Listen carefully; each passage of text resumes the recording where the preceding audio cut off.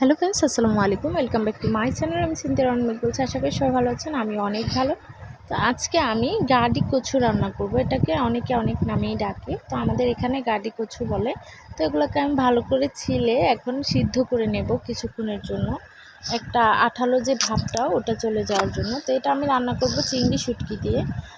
তো ফ্রেন্ডস, একটা সিদ্ধ করে আমি একটা ঝাঁকাতে নামিয়ে নিয়েছি। এখন একটা কড়াইতে দিয়ে দিলাম পরিমাণ মতো তেল, দিয়ে দিলাম পেঁয়াজ, আদা, রসুন, জিরা সব কিছু বেটে একসাথে। এখন আমি চিংড়ি শুটকিগুলোকেও মশলার সাথে দিয়ে কিছুক্ষণের জন্য কষিয়ে নিচ্ছি। তো এখানে আমি দিয়ে দিলাম 1 চামচ মরিচ, 1 চামচ হলুদ, স্বাদ মতো লবণ। লবণটা একটু কমই দিয়েছি যেন পরবর্তীতেও দেওয়া যায়। তো ফ্রেন্ডস, এখন আমি মশলাটা কষানো হয়ে গেছে। তো আমাদের এই মরিচগুলো ভাঙানো, তাই প্রচুর পরিমাণ লাল। রান্না করলে রান্নাটা একদমই লাল হয়, তাছাড়া এডিটের কারণেও লাল দেখাচ্ছে।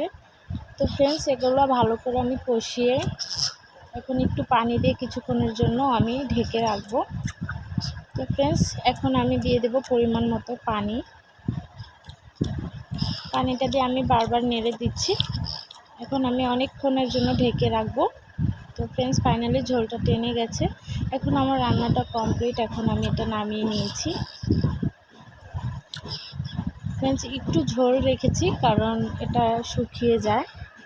তো ফ্রেন্ডস, ভালো থাকবেন। আল্লাহ হাফেজ।